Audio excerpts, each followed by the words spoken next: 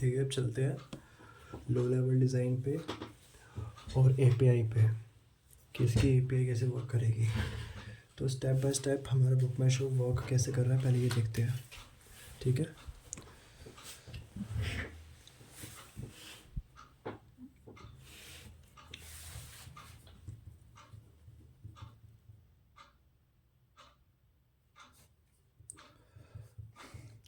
हमारे बुक माई शो पे सबसे पहले क्या हो रहा है, कस्टमर आ रहा है और लोकेशन फ़िल्टर कर रहा है। ठीक है,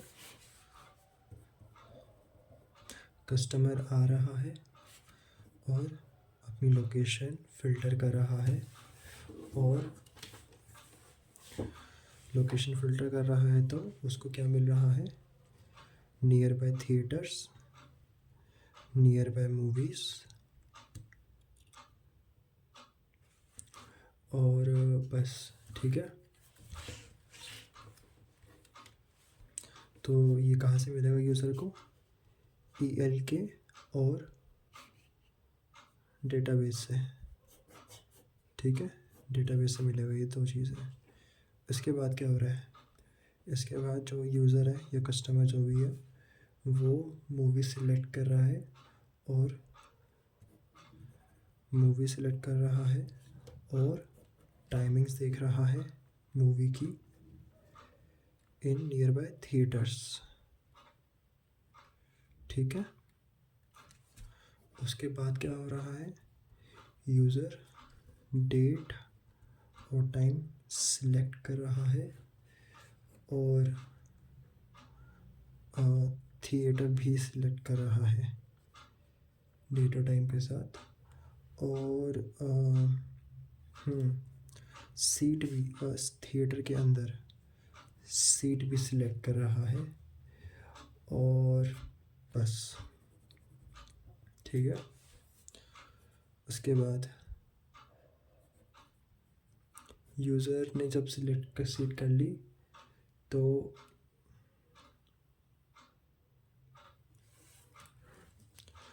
वो सीट क्या हो जाएगी, लॉक। कितने मिनट्स तक, 10 मिनट्स तक मान लेते हैं, 10 मिनट्स तक वो सीट लॉक हो जाती है और इतने हमारा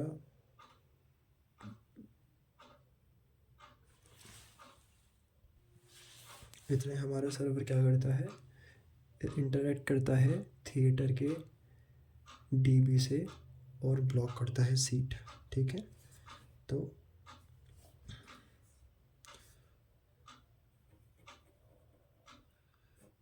हमारा ये सर्वर है तो ये डीबी से इंटरेक्ट करता है किसके, थिएटर के, है ना, और लॉक करता है सीट को।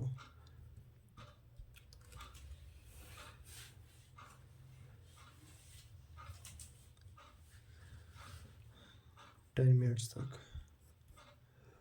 तो जब 10 मिनट्स तक सीट लॉक हो जाएगी तो बाकी यूज़र्स के लिए सीट अनअवेलेबल दिखेगी। ठीक है,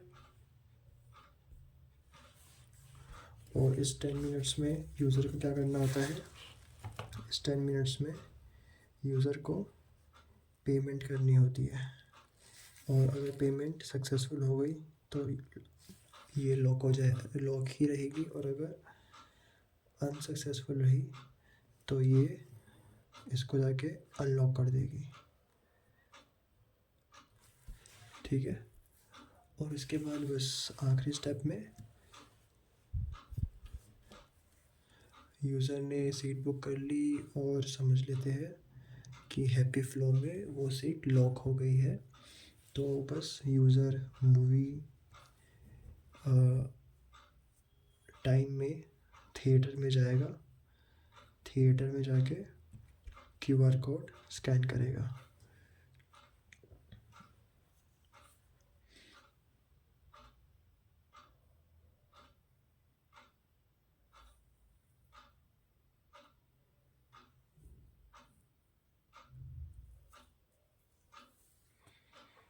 और वो QR कोड क्या करना चाहिए, मैच करना चाहिए किससे, थिएटर की खुद की टिकट से और कस्टमर के टिकट्स हैं,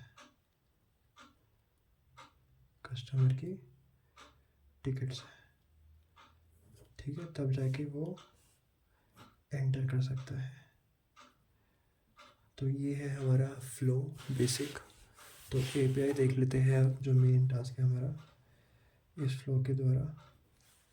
तो एपीआई सबसे पहले हमारी बनेगी गेट लिस्ट ऑफ सिटीज़, ठीक है, सिटीज़ की लिस्ट मिल जाएगी। फिर नेक्स्ट एपीआई बनेगी gate list of event bye cities, ठीक है, कि क्या क्या इवेंट हो रहे हैं सिटीज़ में। और ये कैसे मिलेगा, यहाँ पे आर्ग्यूमेंट में डलेगा हमारा सिटी का आईडी। फिर गेट लिस्ट ऑफ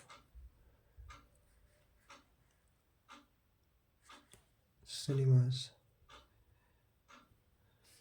ठीक है, इसमें क्या डलेगा सिटी आईडी अगेन, कि सिटी में कौन कौन सा सिनेमा है। फिर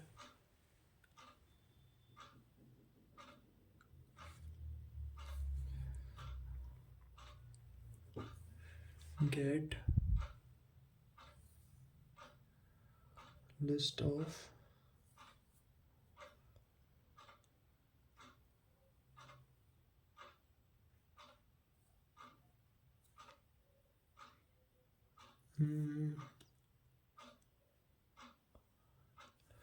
चलो हटाओ इसे, शो पे आते हैं। गेट शो टाइमिंग्स, कि शो की टाइमिंग क्या है। तो इसमें हमारा इवेंट आईडी डल जाएगा, इवेंट कौन सी आईडी, इवेंट के लिए हम देख रहे हैं, और लोकेशन, लोकेशन आईडी। इसके बाद गेट अवेलेबल सीट, ये इसमें इवेंट जाएगा कौन से इवेंट के लिए, लोकेशन आईडी जाएगा, और शो टाइम भी जाएगा कि कौन से शो के लिए हम देख रहे हैं।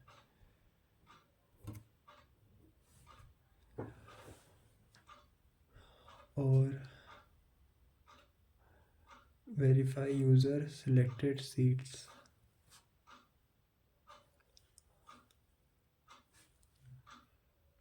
या हम लिख देते चेक सिलेक्टेड सीट्स, या फिर अवेलेबल सीट्स,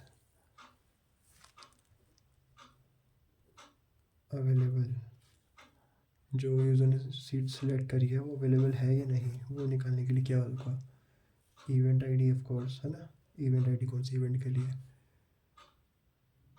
लोकेशन,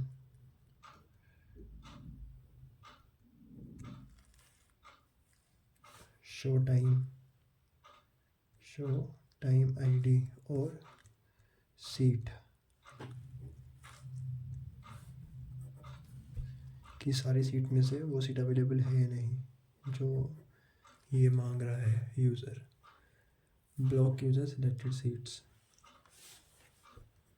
ठीक है, ब्लॉक करना है यूज़र की सिलेक्टेड सीट को।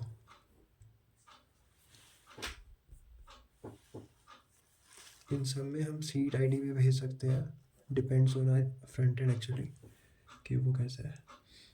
और फिर बुक यूज़र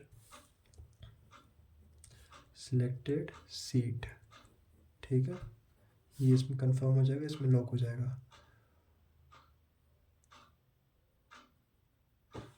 और get time out for user selected seat, मतलब टाइम ड्यूरेशन दे देगा ये, जब तक यूज़र को होल्ड पे रखना है, while he selects its seats before the seat releases, जो कि हमारा क्या है 10 मिनट्स है, ठीक है, बस यही एपी है सारी, नथिंग एल्स। अब हम चलते हैं टेक्नोलॉजीज़ और टेक्स और प्रोग्रामिंग लैंग्वेजेस एंड फ्रेमवर्क कौन से यूज़ कर सकते हैं हम। तो यहाँ पे यूआई हम बना सकते हैं रिएक्ट जेएस में, because it is one of a popular library for sleek and interactive UI design. उसके after that we can use backend for we can create server via event driven language based on input output model, which is JavaScript. It is event driven model language which handles asynchronous request very efficiently. Then for the security purpose we can use OAuth for authentication. We can use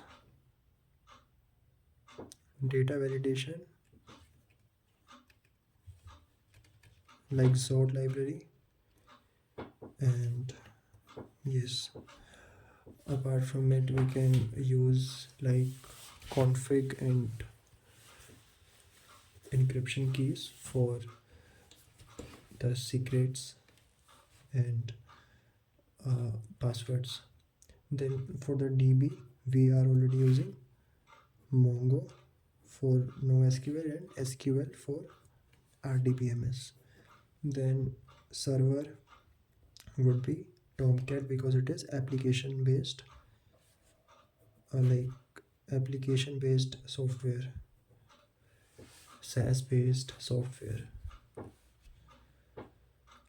And for caching we are using Redis, and for notification purpose we are using RabbitMQ, which is a message broker for push notifications. For the payment API we are using Razorpay. For the deployment purpose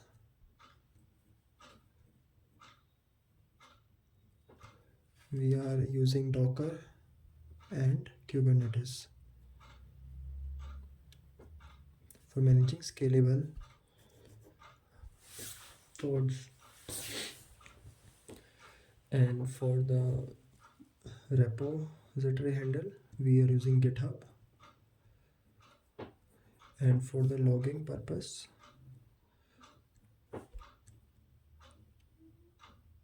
we are using Logger, and for the log management we are using ELK stack to analyze the logs, and for the load balancer we are using reverse proxy model for like Nginx, and for the ML model or large big data handle we are using Grafana, and ML models of course, model engine. So that's all I think with the technology stuff. So basically that's all with the system design of the Book My Show. So now we have learned how the flow should be there to present the system design to any interviewer in the interview. First step comes designing the system to analyze the requirements, functional requirements. After that we analyze the components required to design the system. Third, high level design with those components, and functional requirements lead to components decision. Okay, then we choose database design and database, a schema and relations and tables. Then after database we choose the happy flow of code of our system for a user. Then we choose, on basis of this we choose APIs, and at last we define all the technologies and tools and frameworks used. which has to be used. So I think that is all.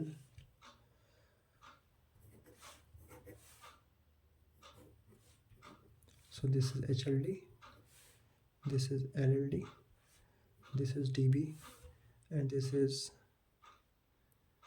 like conclusion, right? So this is how it should be presented in the interview and everywhere, even in the businesses. This is how to develop a well scalable and resilient system. Thank you. Peace.